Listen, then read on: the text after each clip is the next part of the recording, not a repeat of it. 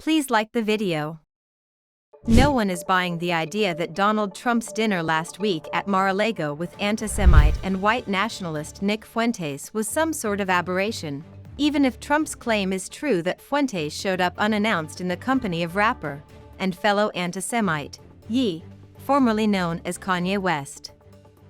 That Trump would meet with bigots and conspiracy theorists was very much on brand for someone who sees loyalty to himself as the only character trait that matters.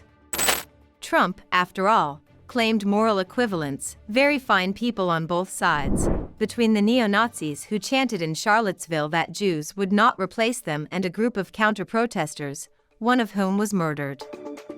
Which means things like the Mar-a-Lago dinner are surely going to continue to happen as Trump forges ahead with his bid for the GOP's 2024 presidential nomination.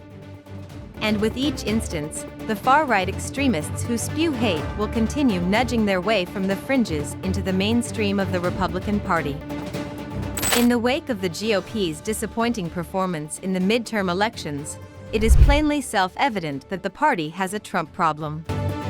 But there is a deeper problem, and that is the Republican Party itself. Republicans cannot move past Trump as long as they cannot bring themselves to confront him and, by association, the element he attracts. This is not the party that had the fortitude to purge the hateful John Birch Society from its ranks in the mid-1960s. As former Republican National Committee spokesman Doug Heye put it to me, today's Republicans still think they can outrun the crocodile. Since the dinner became public over the weekend, we have heard plenty of prominent Republicans denounce anti-Semitism, as though doing that is anything other than basic human decency.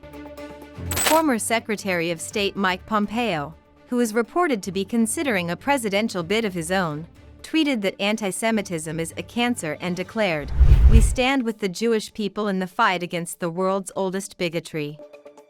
Republican National Committee Chair Ronna McDaniel issued a statement, "As I had repeatedly said, white supremacy, neo-Nazism, hate speech and bigotry are disgusting and do not have a home in the Republican Party." But depressingly few were willing to even mention Trump himself. One welcome exception was outgoing Arkansas Governor Asa Hutchinson, R., who told CNN, "I don't think it's a good idea for a leader that is setting an example for the country or the party to meet with an avowed racist or anti-Semite. And so it's very troubling, and it shouldn't happen. And we need to avoid those kinds of empowering the extremes. And when you meet with people, you empower." Another was Trump's own vice president, Mike Pence, who said on News Nation, "President Trump was wrong to give a white nationalist, an anti-Semite and a Holocaust denier a seat at the table, and I think he should apologize."